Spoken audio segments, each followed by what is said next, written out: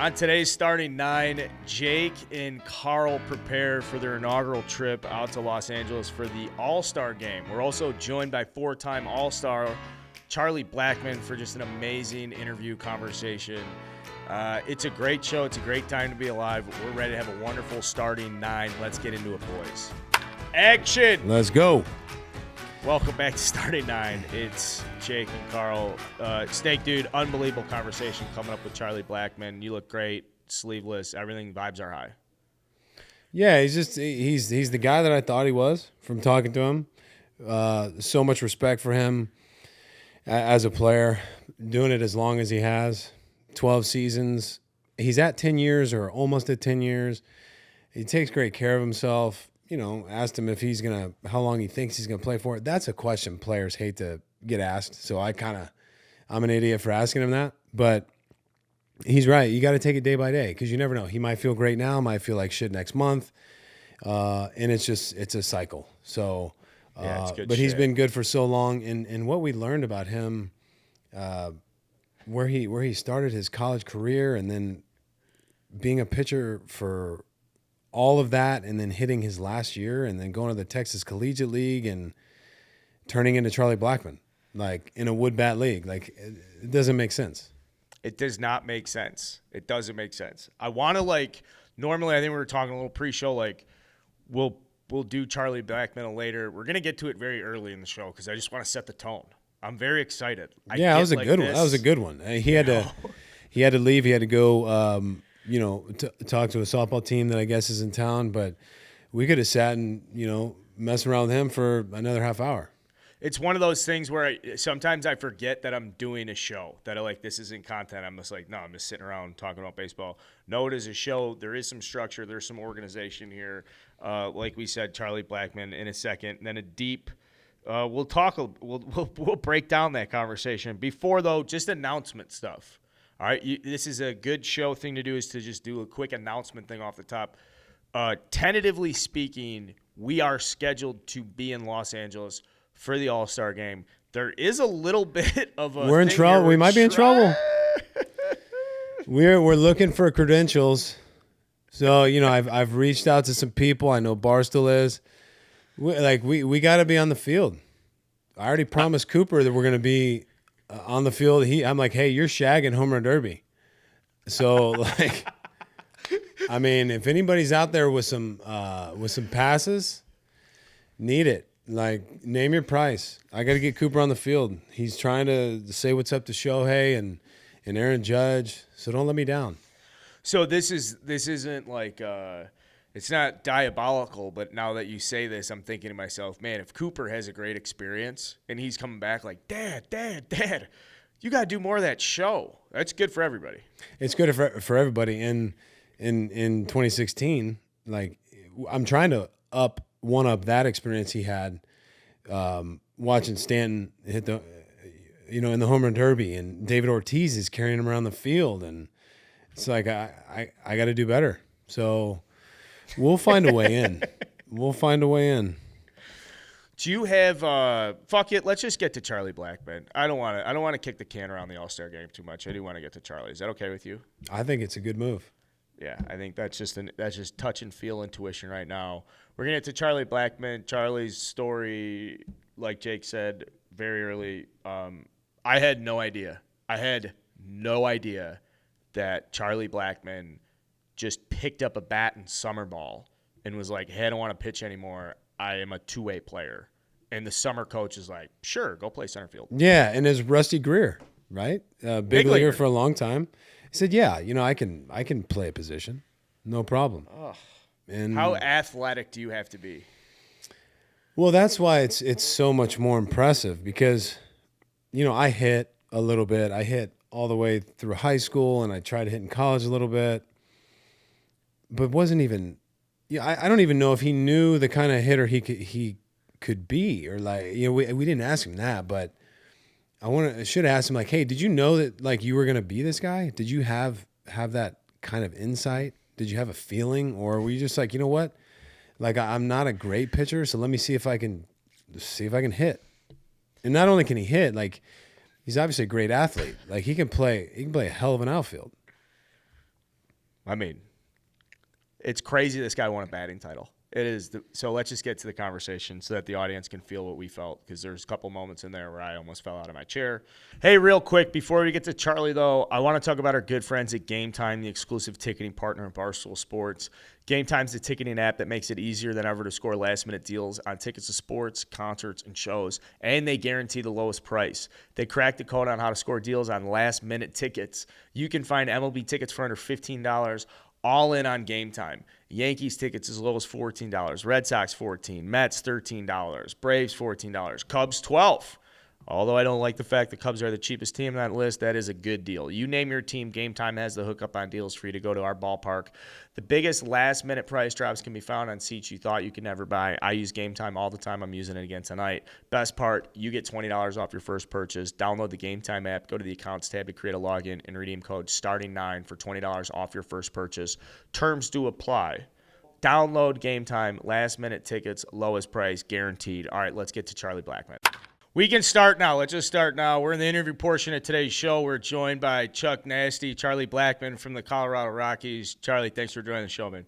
No, thanks for having me, guys. Yeah, sorry. We just kind of jump into it. That's I'm new to this shit, so I'll just like get it going. Carl, he's the intro expert. So yeah, sorry I didn't set that up for you. But yeah, man, really appreciate you joining us, spending a little bit of time. And I know how it is. You're busy as shit. You got all sort of shit going on. You got to get the beard right. You get the haircut. You got family. So thanks, appreciate it. Good to be here. Hey, so Charlie, I just want to start here. I did some research on you. I talked to some people close to you, Jared Clark, Dominic Altabelli, some guys from the Colorado Rocky minor league days, and I'm just dying to know, is that Jeep Cherokee still in use? You have some legendary Jeep Cherokee that won't die, and I'm wondering, with all your success, are you still driving the Cherokee, pal? I still own the Cherokee. I drive it quite a bit. It's not my everyday driver now. I'm a little bit ashamed to admit I don't want to say upgraded, but I've got something different that I drive every day. But I keep it around. It was brand new. 2004 when I graduated high school. I had really great parents. They bought me a car. But that's what I drove up until like 3 years ago. That was no shit. Everyday driver. Yeah, but it's the best car. It suits me so well. It was, it's not so nice that I have to like really take care of it. It was more of a tool, like really good utility. Now, is it a car that you just loved? Or is it brand new? Your parents got it for you. You drove it straight out of high school. Did you expect to have it that long, or was it just like, this thing runs great? It's not giving me problems, so I'm gonna keep rolling with it. I'm a little more proud of it than I should be. It was free. It was paid off. I could put stuff in the back of it. It had some bumps and bruises, so I wasn't like worried about parking it in the parking deck and getting it banged up. And I'll tell you what, like a big part of, I don't want to like show up to the stadium in like a brand new like whatever, and then go like 0 for 4 with 4 strikeouts, and then like get my butt kicked, and then go drive away in my like Jaguar or whatever. Sure. Like I just feel like there's some humility there. Yeah, I'm with you on that. I'm with you on that. I'm with you. I don't know. It's just, they're not that important, Like I get where I need to go. I couldn't agree with you more. Dude, I just recently bought a 2016 LR4. It's one of my favorite cars. I've had one in the past. And like you said, like I drive it around the ranch, big like chunks of rock will pop up and hit it. I don't really care about it. I throw the dogs in there, all the guns, whatever it is. I don't care if it gets dirty. I'm not worried about where I park it. And then, I've got some other cars, got like a G-Wagon, and I'm worried about it. So, you know what? Give me the keys to the $30,000 LR4. I'm not worried about it. Kids can puke in there if they need to. Dogs can do what they need to. And it's all good. Yeah, you can't hurt it. No, dude. And I think it's I wanted to start there because I think, like obviously I want to get to the baseball stuff, But I just think that's like like when you hear athletes and the attachment to the cars, there's something about that sticks when you're like, oh, dude, I've been watching this guy forever. He's tremendously successful. But no, he's just like me. I got 90,000 miles on a Subaru that needs to be put out to pasture. I think it's important. I mean, I didn't do that to be relatable, but when you say, you know what, like that's something a normal person would do. Like that's a reasonable decision. I don't need a new car. Like I could probably afford a new car, but I'd rather go on a really cool vacation or, Right. Get my dog a surgery, like whatever it is. Like, Yeah. I drive a pickup truck now. It's really awesome. I really enjoy that too, but it's a lot of the same reasons, right? Like it has a bed liner on it. It's got big tires. Like I can run over things, like it's supposed to get the job done. I don't have to like wax it every week. Yeah. So hey, so you're born in Dallas, but you're a Georgia boy, right? You kind of grow up in Georgia. I grew up in Gwinnett, which is where the Braves AAA team is. Yep. So Swanee, Gwinnett is such a big county there, and that's northeast Atlanta, 30 miles outside of Atlanta. I grew up a Braves fan, and that county is, every year there's a handful of first-round picks coming out of that county now. It was one of the fastest-growing counties when I was growing up, and now it's like well-established hotbed for amateur talent. Very close to the Perfect Game and East Cobb, like that amateur mecca of North Atlanta. Is that who you did you play with East Cobb? I tried out for one of their teams. Not good enough. They Really? said, "Hey, okay. you're not going to be one of our guys. Like, you could sit on the bench." Unbelievable. I'm like, kind of sit on the bench for a summer team. No. When I'm a kid. Like, I went across the town and played with a bunch of kids who just loved the game, and we went over there and got our butts kicked. But occasionally we would get them, So how would you explain East Cobb to guys that don't know it though, or like, because I know there's Yeah. guys in our audience right now that hear that, or like. It is very much the best of the best amateur talent, with a very, very young age and specialization, right? Like this is, like the feeder system to Major League Baseball. It is very upper class. These kids spend a lot of money to be on the best teams and have the most exposure and travel, and it's basically the best program you can put your kid into if you really want to be a baseball player. But at the same time, it's like, these kids are sophomores in high school. Do they really need to be playing 75 games in the summer? Like, I don't know. Like, I like going to the pool and eating hamburgers and playing baseball, but I don't know if I could just play baseball at that age that much. Kids are doing that now. My son's 10, and they're doing that already. I think it's getting younger and younger, and not to It's sound too like young. the old guy in the room now, but I really No. like multi-sport athletes. I like kids that that can do different things. Like basketball is a great game. I used to play summer basketball all the time, and it's you can't predict like how you're going to have to move on a basketball floor. And I felt like that made me a better baseball player. But when I played summer basketball and then missed summer baseball, I would fall behind those kids that were, playing the East Cobb. Yeah. Or Yeah. Didn't you put down when you stopped pitching like late in your career, right? I pitched for 3 years in college and hit my last year, my fourth year of school at Georgia Tech, 1 year. You only hit 1 year in college? Yeah, I went to junior college 2 years. They let me hit like a little bit as a DH 1 year, like just to scare our hitters, but like didn't play a position or anything like that. First year at Georgia Tech, pitched only. Turned out to be not nearly as good of a pitcher as I thought. Pitching's hard, Jake. Hitting's a hell of a lot harder, man. You made Hell it of a look lot easy harder. for a while there, but pitching's hard. Went out and played collegiate summer baseball and just told them like What league? the Texas Collegiate League. You played in the I actually went TCL? back to Texas. Okay, so I played, what year? I played with the McKinney Marshalls in the summer of 2005. I played. So what were you, like the year after, 06? Because you were, what, second after rounder my- out of, Yeah, second rounder in 08. Yeah, so it would have been this summer before that. So I guess Okay, 7. so 07. Okay. What team?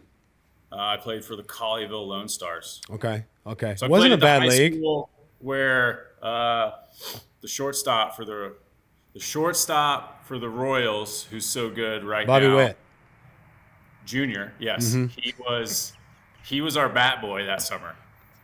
No. Yeah. Yeah, how about that? Yep. Bat boy to first round pick, having a great season. Sweet hair too. So, I mean, just talk a little bit about kind of the transformation from being a pitcher and then having to kind of learn the high level ability to hit like so quickly. Like, did it just, I mean, I'm sure you could always hit as a kid, but then when you like really didn't do it, you know, when you weren't dedicating that much time to it, and then now you're fucking Chuck Nasty all of a sudden. Like, how did that happen so fast for you? So 3 years of pitching in college, not really a hitter, go out, tell the coach, and the coach was, oh my gosh, I'm blanking on his name. Rusty Greer, longtime great, played Rusty for the Greer. He coached me. And Wow. I told Rusty, and like, I was like hurt that year in college. I pitched like 1 inning, got a medical red shirt. I just wanted to play. Like, I felt like baseball was slipping away from me. It wasn't, like pitching wasn't panning out like I thought it was. I just wanted to play baseball one last summer, have fun. So told Rusty Greer I was a two-way player. That was not the truth. I hadn't played a position since high school. It's been 3 years. It's a wood bat league. I'm like, this is going to probably go poorly. Turns out I start having a pretty good summer, like hit pretty well. Rusty comes over to me. Hey, you're running pretty well. I like your swing, blah, blah, blah. I think you can play center field. I'm like, look, Rusty, I'm a left-handed pitcher. I don't know if you know. And so I tried to tell Rusty that he didn't know what he was talking about. But by the end of the summer, it was like pretty clear that I'm not a very good pitcher, but like maybe hitting was going to work.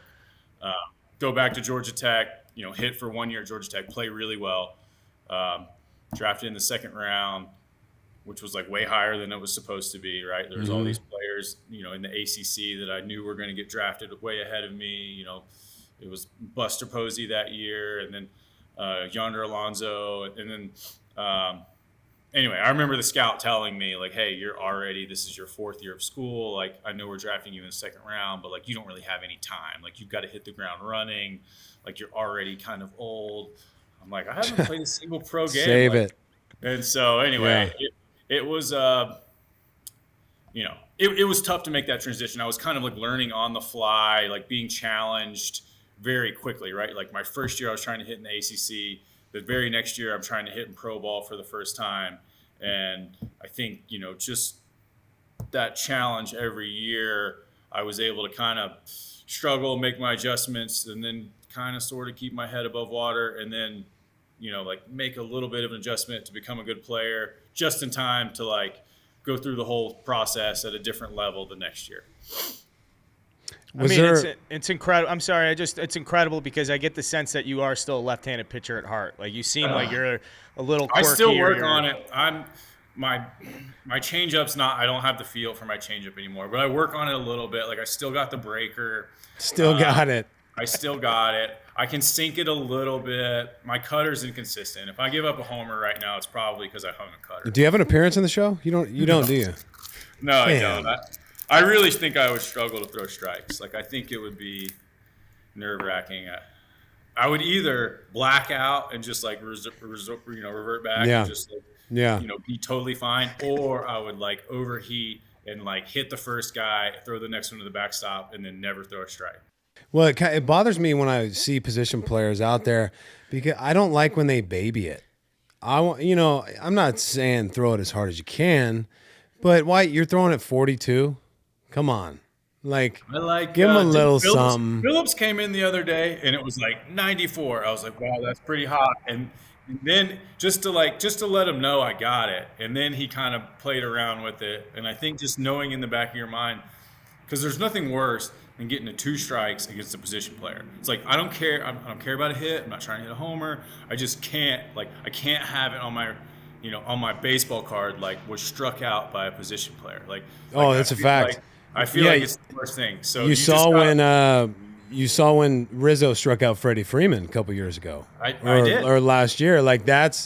Rizzo loves that more than anything he's done on a baseball field. Right? I can't give a guy the satisfaction of striking me out. And No. It could still happen, but just to be there with 2 strikes and strike 2, he floated it in at 40 miles an hour. But if I knew that he threw 194, 2 strikes would be a good time to try and throw 95. So it's you don't know what to be ready for. No, it's true, man. What's can we get a quick state of the union on you and what's going on this year and the Rockies, or just kind of where you're at mentally and how life's going? Yeah, we're we're a few days away from the All-Star break as we sit here. We are playing in a really tough division. I know the AL East, obviously a very good division, but I do think NOS pretty tough. We've got the Dodgers, who we've played well against this year, the Padres, who we've played well against this year, the Giants, who have been sliding a little bit lately, and we are under 500 right now. We've played pretty well lately. We had some rough stretches early, and we've been without Chris Bryant for the most part in the first half, which I think that's tough. A big difference maker for us. But he's back. We are pretty healthy right now, which is always difficult in Colorado. So I do think that we're going to have some rest here at the All-Star break. We're going to pretty much have everybody healthy going into the second half. So I think we're in a position to play better in the second half and try and get competitive. Well, man, and you're in your 12th season now, right? Or 11th or 12th season. And congrats on, if you don't have 10 years yet, congrats on having it or getting very close. Not many of us get there. It's amazing. And getting to play against you, I hated facing you. Really tough at bat, but so much respect for you. One of my questions that I get from people all the time about Colorado is the fact that guys don't necessarily want to pitch there. And I think it's bullshit.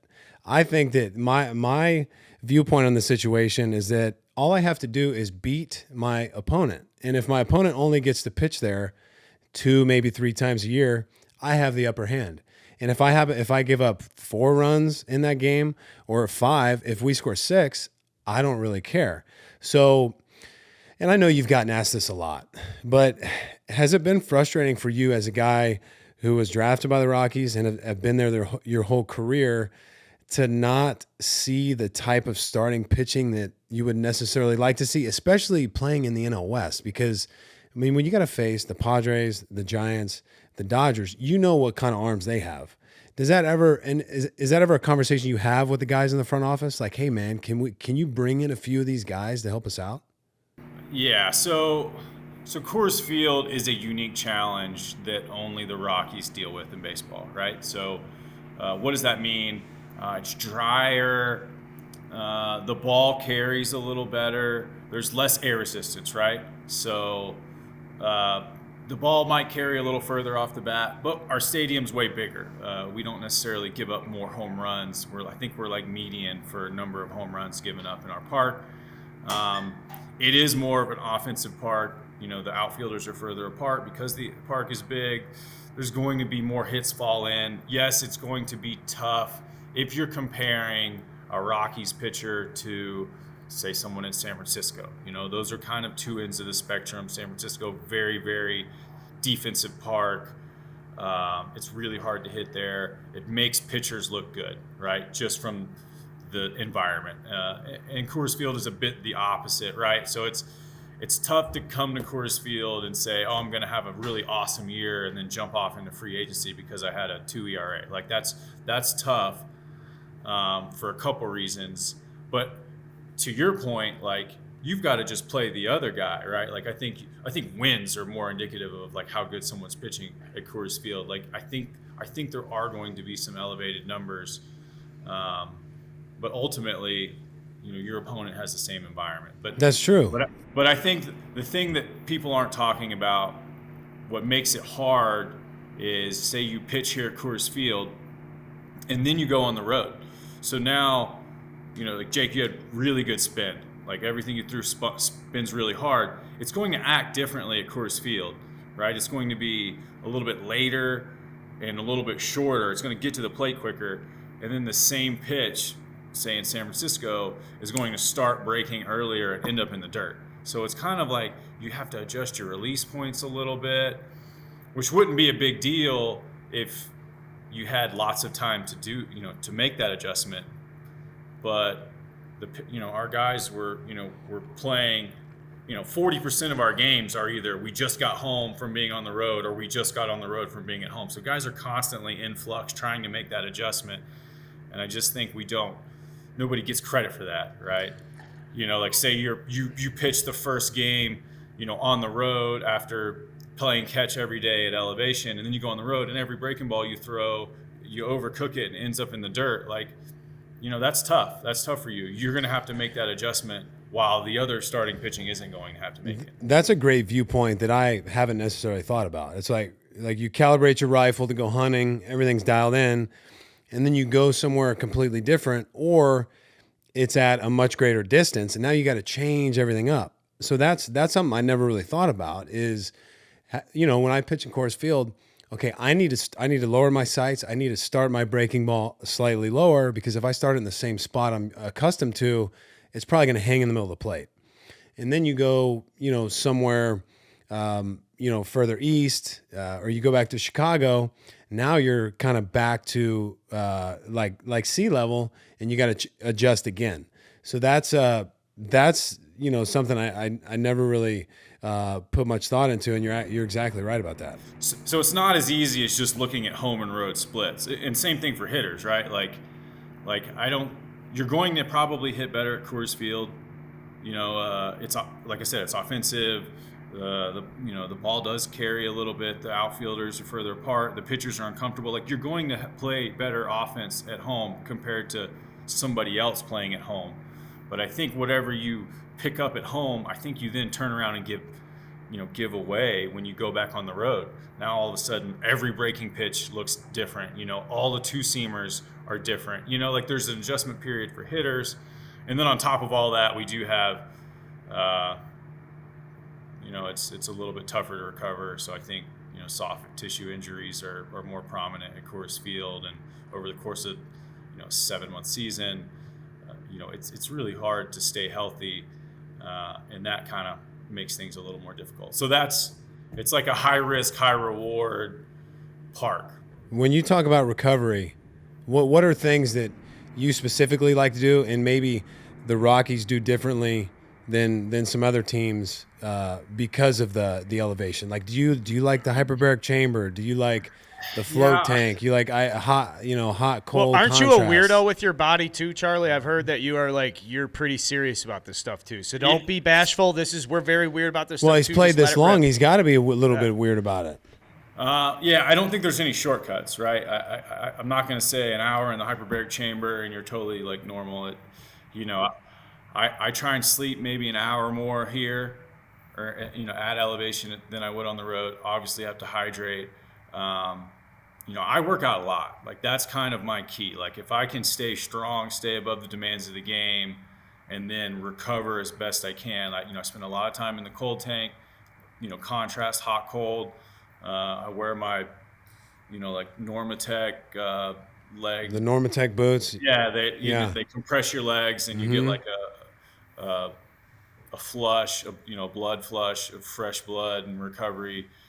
I just do a lot of little things that all add up, and yeah, I mean, you're right. There's not one magic pill. It's the combination of all that, like nutrition, training, and the modalities that could lead to better recovery. So yeah. I spend a lot of time doing soft tissue too. Like, no, that's my favorite. It's not real glamorous, but I spend like 30, 40 minutes a day in my underwear on the floor in the weight room on a lacrosse ball, like making it, or a foam roller, like trying to find the places that hurt on my body, which are knots, like that are, could be root causes to problems. And then I, get in there, break them up, feel better. I think that's incredibly underrated. I spend a lot of time doing that. Do you take it personally? Do you take it personally when people think that just because you're in Colorado, you're a good hitter? Is that a thing when the good hitters in Colorado are walking around? You had such a detailed explanation of like playing in Colorado and kind of like do you personally think that you are undersold because you play there though? I think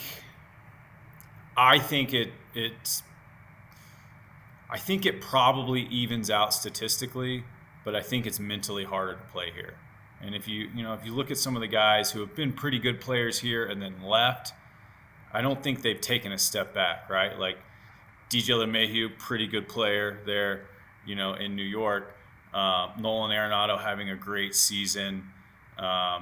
Trevor Story started slow his first year there in Boston, leaving Coors Field, but it looks like he's played incredible defense and he's really turned it on offensively from a power standpoint as of late. Lots of RBIs from him. I just don't think it's going to drastically change what kind of player you are. I think guys sometimes get dinged. I'll tell you what, like the wins above replacement, the WAR stat is complete garbage.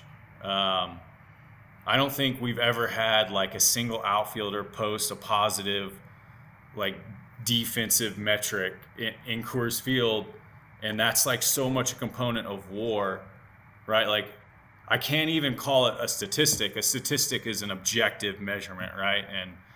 And WAR has this like objective. I'm just making up a value for your defensive ability, and then I'm park adjusting that also, and I'm going to ding everybody for it, and then all of a sudden your WAR is now like I think half of what it should be.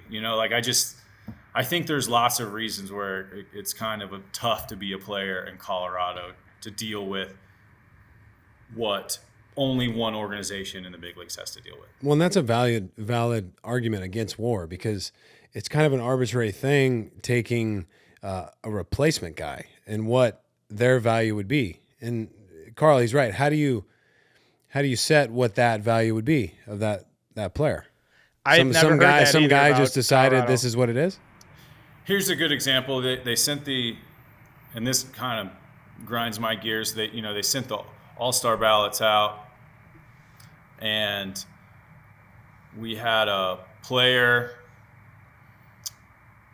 on the All-Star ballot, and you know how it is. Like there's fan voting, which is popularity, and then the players get to vote on who they think kind of deserves Mm-hmm. to be there, and that doesn't always overlap with the fans.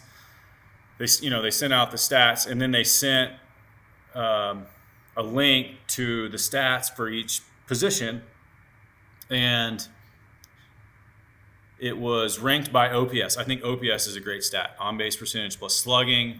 You can't just be a speedy guy that walks a lot. You can't just be a power hitter that hits 200. Like OPS is a great blend.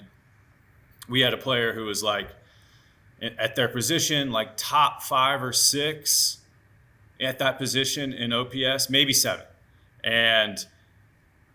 But for some reason on the ballot, they didn't rank it, best to worst by OPS or average or anything like that. They ranked it by WAR.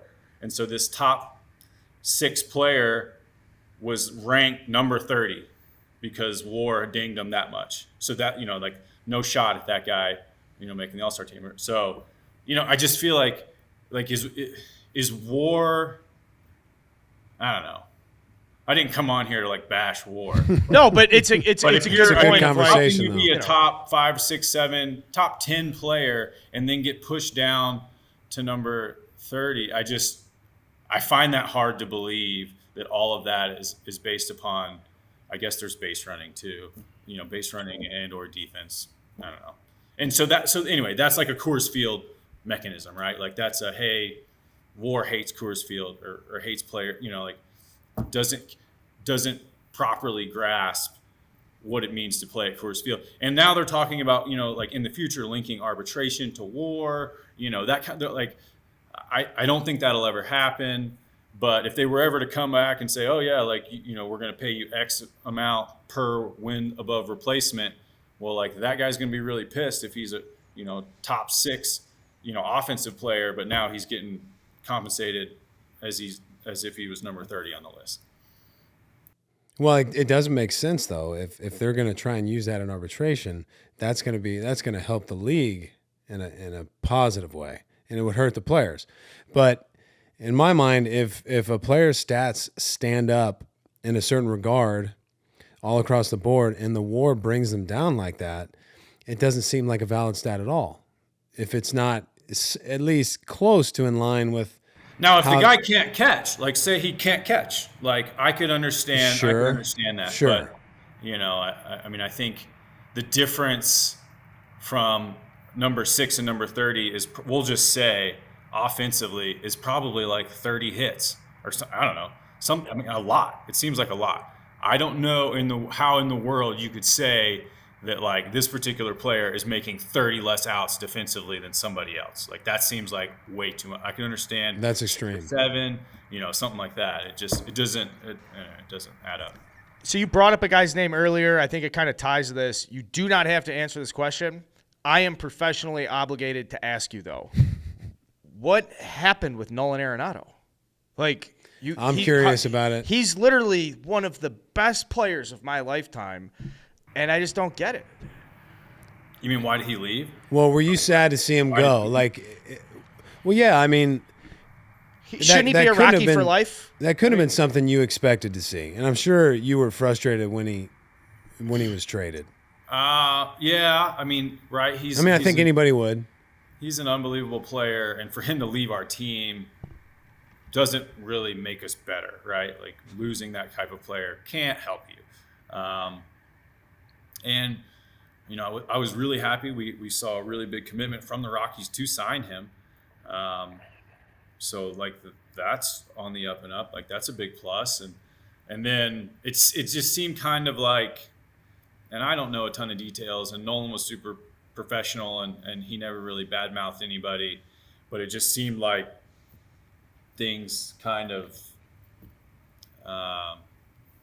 relationally didn't work out, which, baseball players aren't the best at, managing relationships historically. So it just seemed like there was a little bit of that maybe from both sides.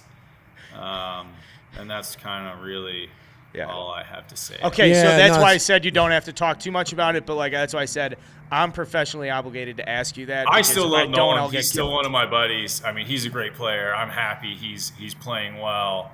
And I didn't expect anything other than him continuing to be a great defensive player and an offensive force when he left. And, Coors Field or not, like he's still one of the top guys in the league. No doubt about it.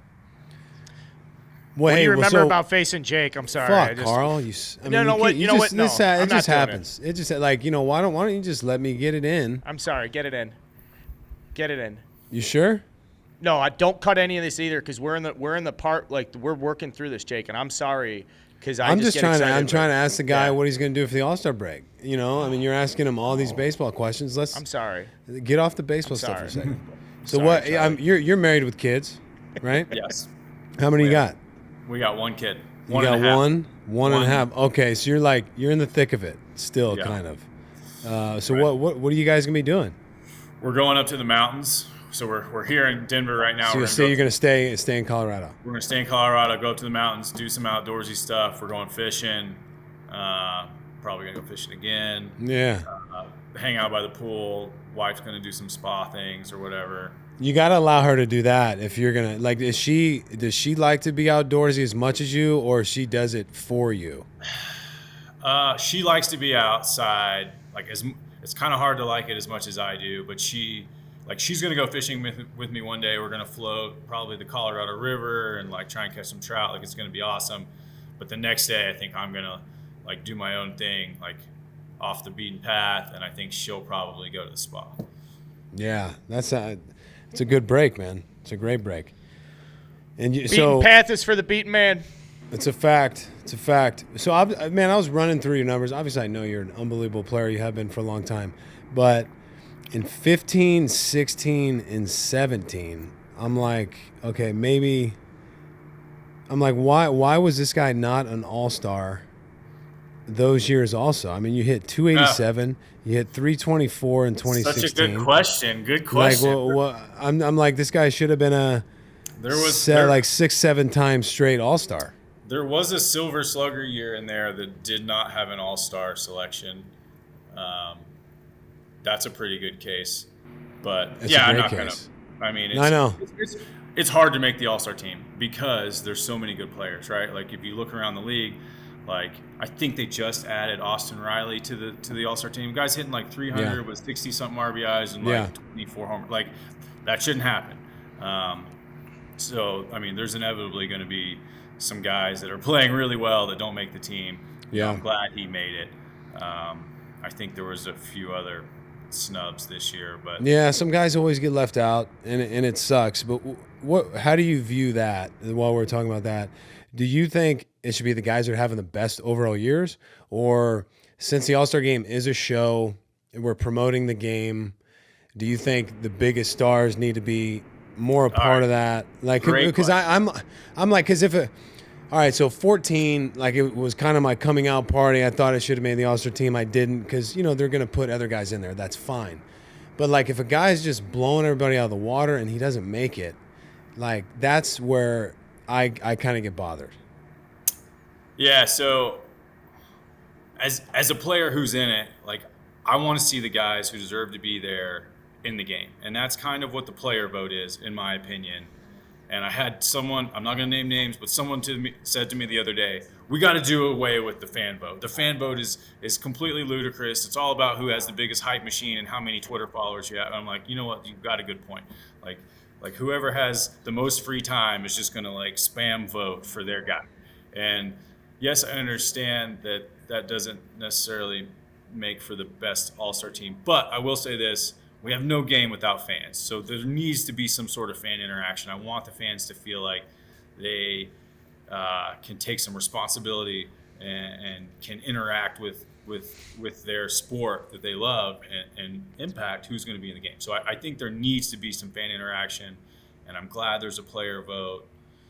But at the same time, like you do, like you can have a good season, right? You looked up my stats, whatever, had a good season, didn't make the All-Star team. That doesn't mean that I should have definitely been in the game and got subbed. It could have meant that other guys were just performing better. Had a really good second half. Like this is a halfway point. That's a good point. Thing. So it could, I don't know. I think it's kind of, you're never going to get it perfect. It's like the college football playoff. Like somebody's always going to be pissed off about it. But can't be pissed off about how many plate appearances you got in All-Star games, though, Charlie. It seems like every time you got in an All-Star game, 3 plate appearances, it doesn't happen. Yeah, I mean, I do like to see everybody play, though. Like, I want to see the guys. You got to see Bryce Harper or whoever like start the game, but then, like I want to see those guys who are making it for the first time. Like, I want to see C.J. Cron hitting the All-Star game, as the only Rocky All-Star. Like, I want to see him play in the game. I want to see him in the home run derby too. I don't know if that's going to happen. What about your home run? Can you tell me about that home run? Hey, fellas, sorry to interrupt you guys. We're going to have to let Chuck get outside to a softball group. If we could just wrap up in the next couple minutes. 2 minutes. 2 minutes. Yeah, no worries, man. Thank you. Sorry, man. Hey, but look, I got one more question for you. You played a long time, hell of a player. I want to see you play for another 5-6 years. You got a player option for next year. How long do you envision yourself continuing to play? How's the body? Like, you think you can keep doing this for quite a while? I think the DH definitely changes the game, the National League DH. But if that changes the game, I feel better this year day to day than I did last year because of that. I've DH'd quite a bit. But at the same time, baseball is so fragile. I feel like I have to truly take it day by day. I want to be here for the rest of this season. I think I want to, I want to play next year. I don't want to look too far down the road and start speculating at how I'm going to feel when I'm 40. I think that the way I approach things, it's a whole program. I'm not very accommodating to cutting things out. Like, I think if I'm going to play, I'm going to do it my way. And when I feel like I can't do it that way, I'm not going to let my performance on the field suffer because I stopped working out or I stopped this or stopped that just to play another year. I hear you, man. I hear you. Well, really enjoyed having you on. We won't hold you up anymore. Enjoy the All-Star break, and good luck in the second half, man. All right, thanks, guys. I appreciate Delightful, man. Thanks, dude.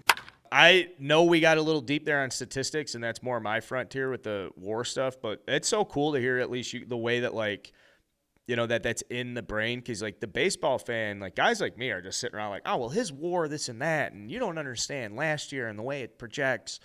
And he just fundamentally made me feel like an idiot when he's like, do people realize that nobody has – I looked at the numbers too. Like, he's a legit outfielder, and he's absolutely right. He's got negative defensive WAR, and it's all because of Coors Field. Who cares? Now, explain that to me a little bit. Is the negative defensive WAR because of, like, balls he's just not getting to, that the stats deem that he should be getting to? Is that how that works? Yeah. Because wins above replacement is, to my understanding, not adjusted for the ballpark that you're in. So these aren't errors. These are just balls that he might not be able to cut off in the gap, or Yep.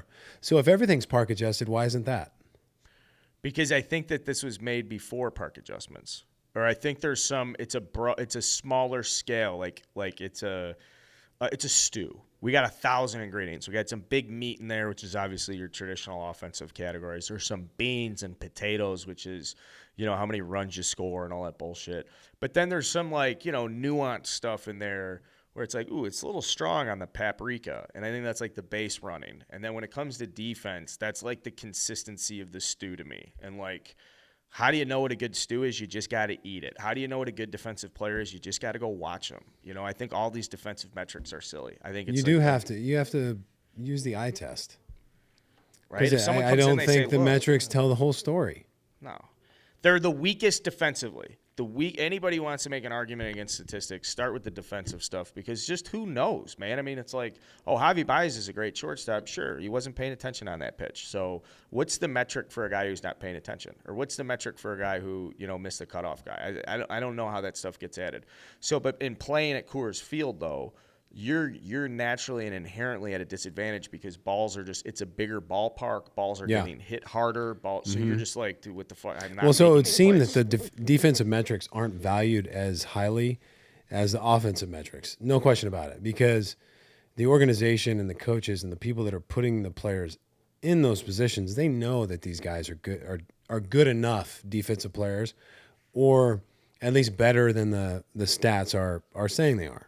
Correct? So maybe it's time to, I mean, the stats are updated all the time, right? With WRC plus, like there's added value to these stats, it seems, quite often. So maybe they have to, you know, readjust that and take a look at it. Or maybe they don't. I don't know. Maybe I don't know. Who fucking knows? How about this? The fact that, like, we're sitting here talking about it, I think is pretty fucking cool to me. Sorry, I've been. You know what? I watched my. That was your We're first. This deep. You just followed my lead. And it just shows how, like, Charlie's passionate about it. He obviously has a firm stance on the stat, and I'm sure that's probably league wide. I mean, Charlie's a smart guy. You know, and I'm sure he talks to, and being affected by it as much as he is in Colorado, I mean, it pisses him off, as it would me or any other guy who knows that he's a better player than defensive WAR is saying he is. So I wanted to ask this. It's so awkward. I'm trying to figure out how to do this with you and, like, other players, but, you know, like, you faced him. Like, I looked up the numbers. You faced him 17. What are the numbers? He probably hit a couple homers off me, right? No, you had He hit one? It's super awkward, because it's like, how do I bring this up? This guy's 2 for 17 in his career. It's just all fun. It's all fun bullshit. I thought he had a little bit better numbers than me off that. I just always remember just such a grind of an at bat, because if you try and throw like a nice little sinker, first pitch of the count, middle away, and if it's slightly elevated, he's lacing that shit to left center field. And if you miss middle and spin that's slightly elevated, he's turning on that, and he's probably hitting it in the right field seats. So, I mean, I'm sure there were times where he swung through mistakes, or I got lucky, he popped some stuff up or rolled something over. But I tell you that the at-bats, the matchups were no easy task. Dude, you drilled him twice in 17 plate appearances. I don't think that's very cool. Well, I'd like to know. It could have been like a cutter that was trying to go back foot. I might have hit him on a hip shot. But yeah, I mean, not one of the guys that you're trying to hit. I mean, he's just a salty vet, and you Are either they get all him like or that? he gets you. Are vets like that? Or teach me this, because that's the first time we've talked to a guy. It's just like that's your position tip. That's your like that. prototypical, like high quality veteran individual, Charlie Blackmon. And I bet anybody you talk to that's played with him, or guys that know him well that have played against him, will say nothing but good things. What about him going to you're talking about the State of the Union for the Rockies. This is kind of a question about the Yeah, conversation, let's talk but about that. A broader thing about like baseball. He was quick to go right to, hey, it's a tough division. We play the Dodgers tough, but you have to realize he's right. It's very tough. He's right. It is very tough. But, okay, so it's like the AL East and the NL West, right? Those are the two best divisions, at least historically, like, or for the past, what do you want to say, the past decade to decade and a half? Mm-hmm. So knowing that, you know that you have to have some badass dudes on the hill to consistently try and beat the Padres, the Giants, and the Dodgers. There's no other way around it. So as a player like Charlie Blackmon, or when DJ LeMahieu was there, or Cargo, Trevor Story, Arenado, these guys have to be frustrated. There's no way around it. And Charlie's a classy dude. He's sitting there in Colorado in the stadium. I wouldn't expect him to say anything bad about the team, as he shouldn't. But they have to be frustrated. There's just, when you have a lineup that's been as good as they've been, man, I always said if they just added two starting pitchers, like two dudes at the front of that rotation, they could have legitimately competed in that division. And I think they came close, maybe once or twice. But man, you got to do more than that. And some of it is maybe guys don't want to sign a deal in Colorado. I didn't agree with that. Like, if the Rockies really wanted me at some point to go pitch there, they're going to give me a 5-year deal or whatever. I'll go pitch there. Like, you have your financial security. Now it's like, just go compete and win. Like, who cares if you have a 3 or a 4? Like, as long as you're beating the guy on the other side and you're helping your team win games, ultimately I don't really care anymore. Yeah, you want to have good numbers. But if I go 14-6 or 16-7 with a 4.2, like, so what? Yeah, your numbers are going to be slightly elevated because you're pitching in Coors Field, right, and you're playing teams like the Giants, the Dodgers, and the Padres. Like, you're going to get banged up sometimes. But can you win a majority of those games? I think it's really interesting the way that you guys talk about it like that, about beating the guy in front of you. And I don't know to what extent your exposure is to, a traditional classic baseball conversation that a lot of guys in our audience that, sit around and they text their buddies, or you're in the fantasy league, and, the way you talk about players, and this is not something for you, Jake, this is more a message for the audience, and like something I've learned as we do the show, and the more exposure I get, and the way people talk about the game, that are actually out there competing and playing this game, is like, when I was coming up and learning, and once my career was over, and I wanted to be somebody with good baseball opinions that you'd respect, like, you'd want to know these numbers, and you'd want to be able to, like, well, the difference between this guy and this guy and that guy and this guy, and like, the fact that you and Chuck Nasty can sit here and talk like, dude, what matters is I'll go hang a 4-5. If the guy on the other side has a 5, we're better. We're gonna win. Yeah, and that's a true That's a true sentiment and emotion that the guys who are going out and playing the game and care and trying to win these games, That's how you guys think. You guys aren't sitting around being like, well, look at his exit velo. I mean, now maybe that's starting to get into the game at the very early ages, but it's so refreshing to hear just two guys who've been, combined 24 years service time to be like, dude, it's about wins. It's about wins. Yeah, it is. And again, it's not that guys don't want to put up numbers like everyone wants a 170 RA or a 2 or a 3. But that's just not realistic. In understanding that the guys on the other side too sometimes are really fucking good, and you can still pitch a nice game, and like you end up giving up like a 2 or 3 run homer like late in the game, and you went 7 2/3 and you gave up 4. It's like, okay, if you just look at the numbers, maybe not very sexy, but we won the game 6-4 or whatever the case is. We beat the Dodgers 6-4, and now we're a game behind, or we just went up a game. Like, that's what is really, really important. And those things get lost as the years go by, and then all you do is go back and look at the numbers, right? Because that you don't understand that story years down the road. So that's kind of has always been my viewpoint on Colorado.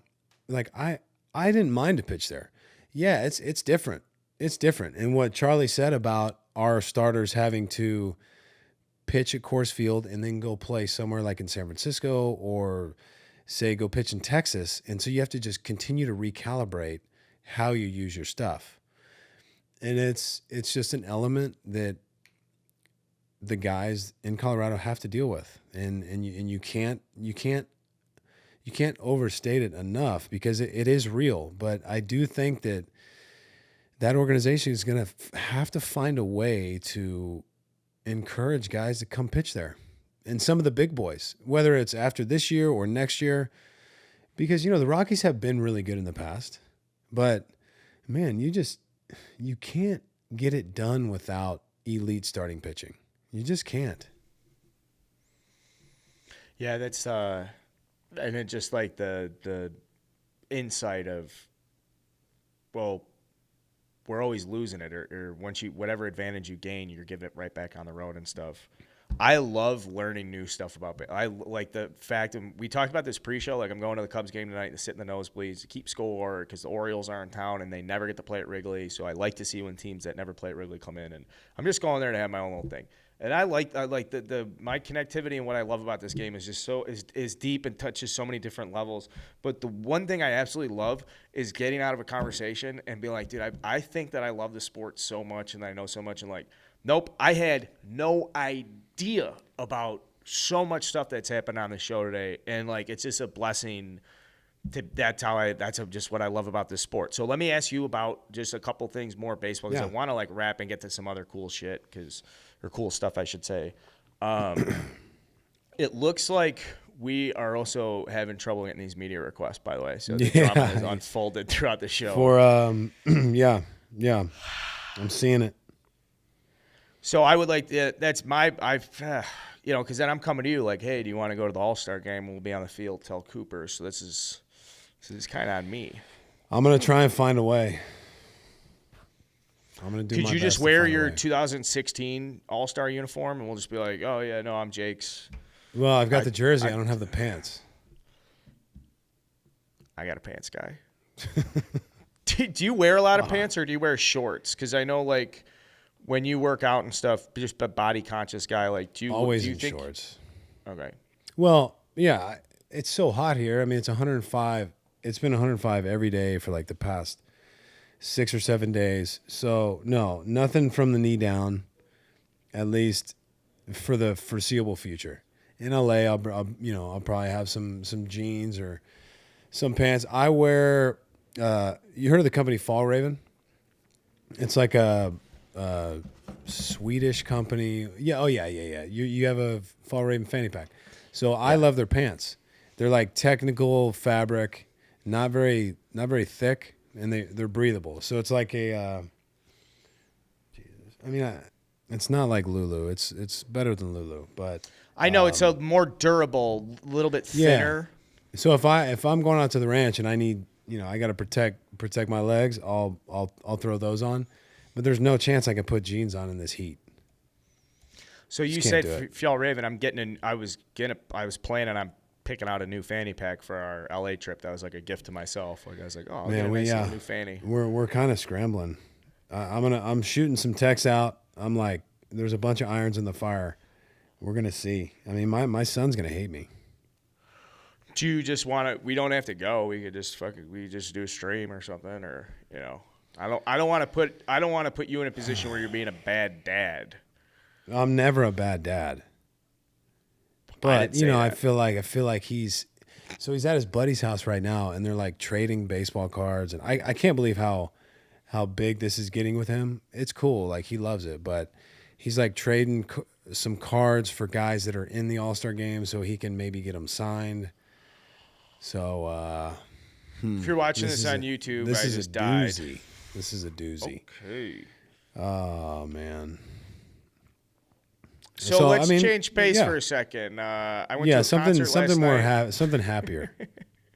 When's the last time you went to a concert, or do you go to concerts? I love concerts. It's one of my favorite things in the world. I went to some really, really fun shows in Chicago.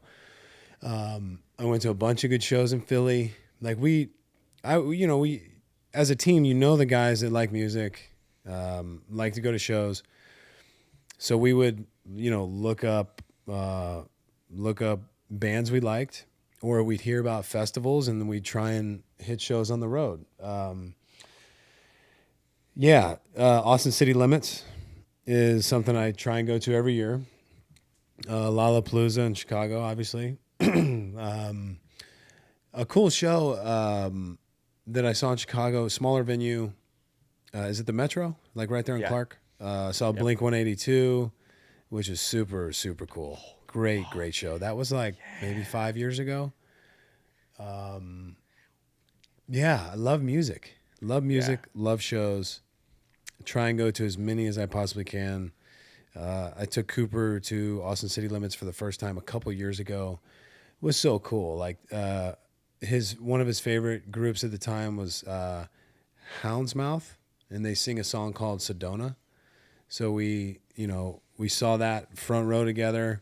I think he was 6 or 7. So he was still at the point where like he'd get drained pretty quick. So we saw him perform that show or that song.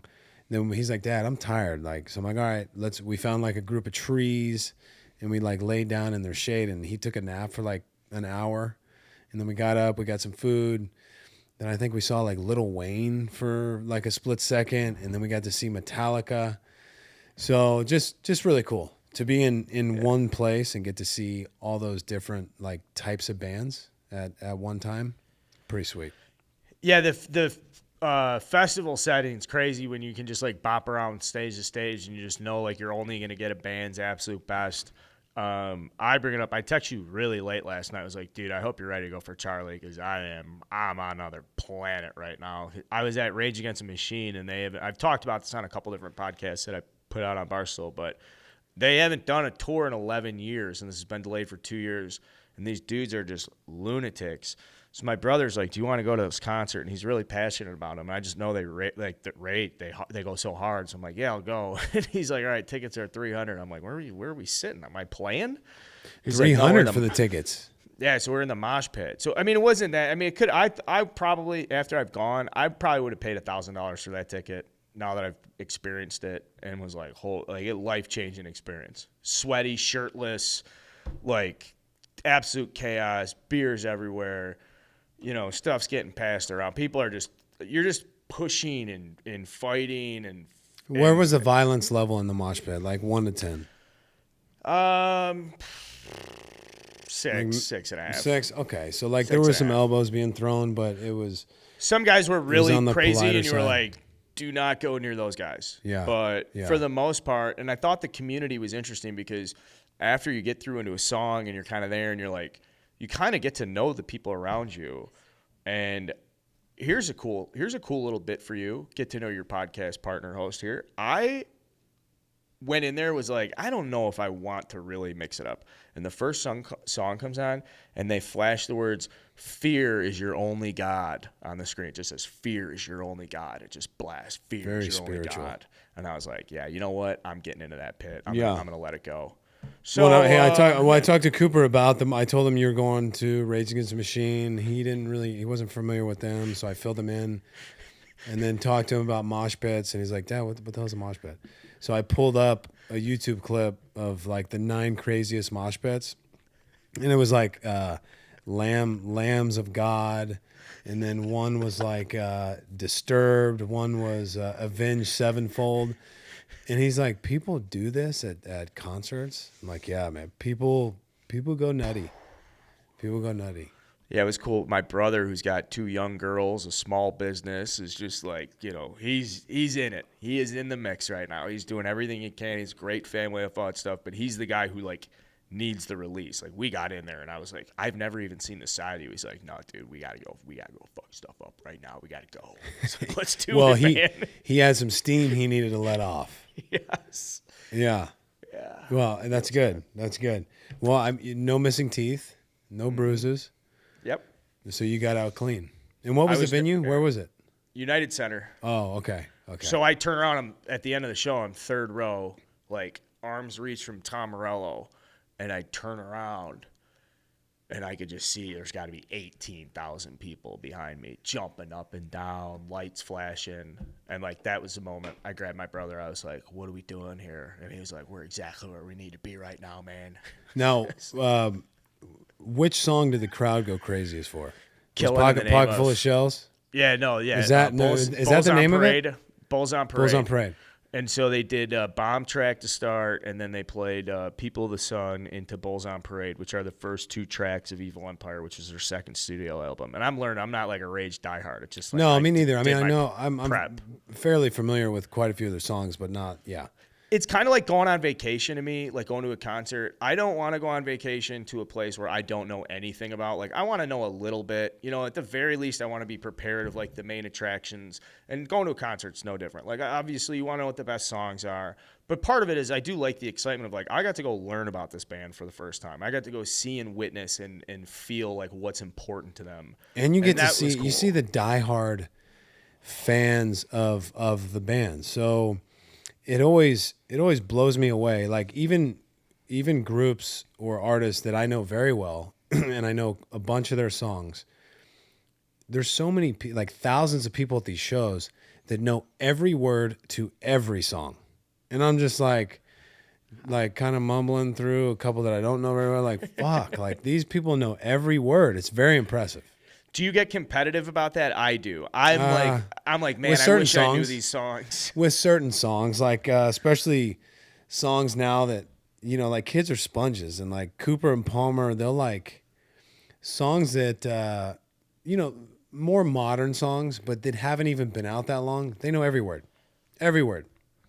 And I know, you know the chorus and like some of the other lyrics, and they're just like flowing through the whole thing. I'm like, you little sons of bitches. How do they retain? It's just, but their brains. They learn everything so much faster than we do. So vibes are high. I'm excited for this LA trip. Yeah, now, I'm also like excited I said too, because maybe we'll just be at the sports bar with Cooper, like hoping players will walk by. Or then you could point at me and be like, "See, Cooper, like this is why you keep playing. Like this is why you don't give up, or else you're just gonna be like Carl sitting at the sports bar, like Dad actually played the game." Does he care that you played? Be honest. Like does he look at you and be like, "All right, Dad"?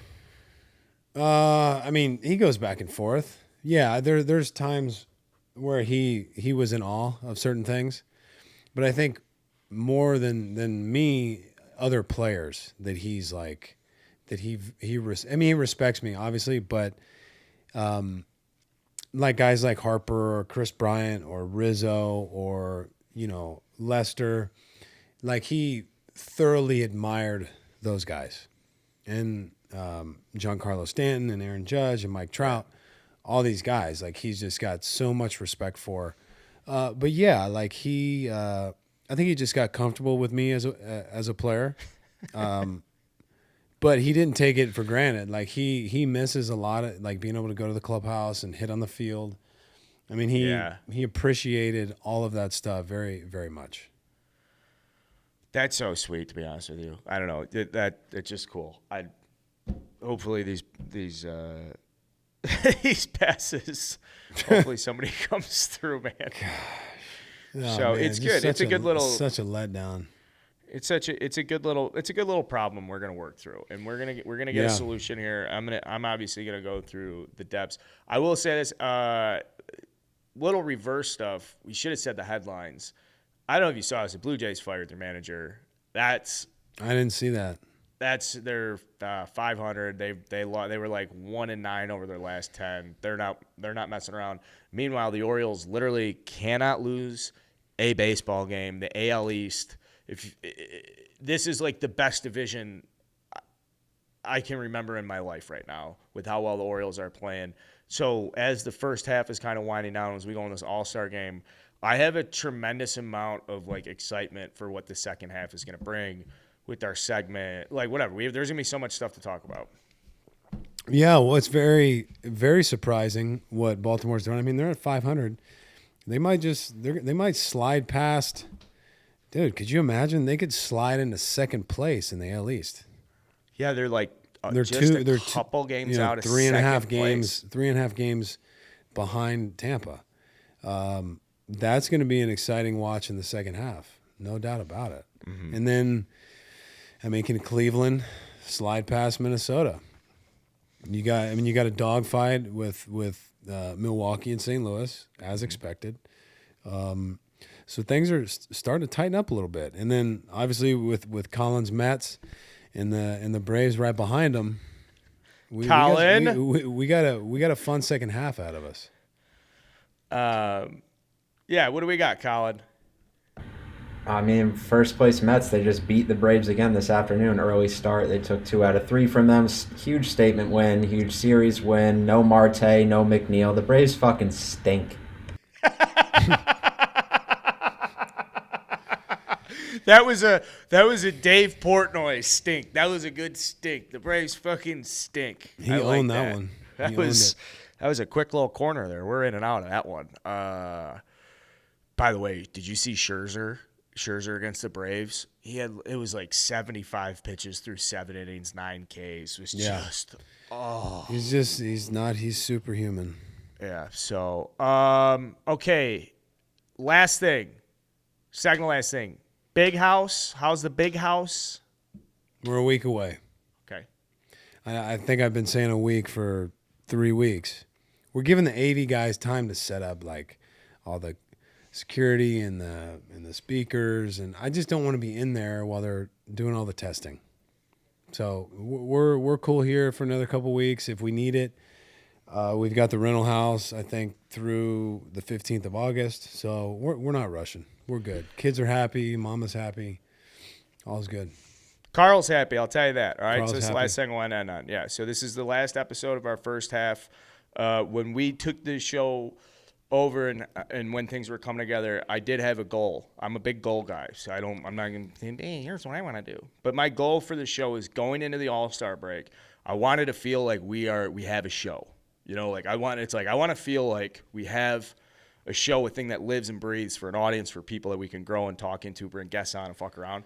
Yeah. And we're going to the All-Star break. I'll be honest, Jake. I think we're getting to the point where we kind of got a show. I think we got a show. And you know what? We'll even more so have a show if we get on that fucking field. So I just got someone text me back, said, so what do you need? You need media credentials, or what exactly is it? So the answer is yes, we need media credentials, right? It's weird to say that. Is that what we need? Yeah, we need credentials. We need all access. Yes. Okay. Here it goes. As much access as possible. All right. Well, I guess we'll just so you know, Dallas Braden got a lot of access, so. Yeah, I just don't like asking for things, but we'll see. I just expected, you to get that done for us, but, here we go. Here we go. Here we go. Could you do me a favor? If you can do me a favor and not piss people off so they'll like us. I am new to this, just so you know. I am too, but just be nice. Look, be controversial and do all this shit. Be nice to people. We need access. Cooper needs access. I'm flattered that you think that I'm the Barstool, like, I don't know honestly, what you are anymore. Why? Because of the glasses, or because of the shirt, or because of the Well, the mosh pit? shirt, I don't even know what's on it. But I'm gonna do my Collars, best for buddy. you and for Colin Collars. and for my son. Oh, you know what? I wanted to show you something. Let me see it. It's a 5-inch inseam. Yeah. I mean, don't you feel good in the 5-inch? Yeah, I've been wearing a 5-inch all day. Groin is a little moist, but not as moist as it would be in a 7. That's true. That's true. I had my adductors absolutely hammered last night by Ricardo. He was over here till 1:30 in the morning. Best masseuse on the planet. On the planet. Yep. No. So good. So good. Have I ever told you the story about how I accidentally went to a rub and tug? It wasn't an accident. I'll tell Nobody you this. ever goes by accident. Dude, I You was like, fucking why is went this to a place? place that just said massage. I go, why is this place open at 8 o'clock on a Sunday? Yeah. And You know why. and my wife was like, you should go. I was like, what if they're just gonna jerk me off? And I got jerked off. You knew it. You looked up the reviews. You probably have rub maps, don't you? Yeah, you do. Is that an app? I have never heard of Yeah, that. you got it. It's on your first page on your phone. Okay, so and then and we want to thanks to our presenting sponsors, and it's just a great show, guys, and hopefully we'll be following up on the LA conference. Pray for us. Pray for us. I'll keep you updated. All right, everybody stay safe. Until next time.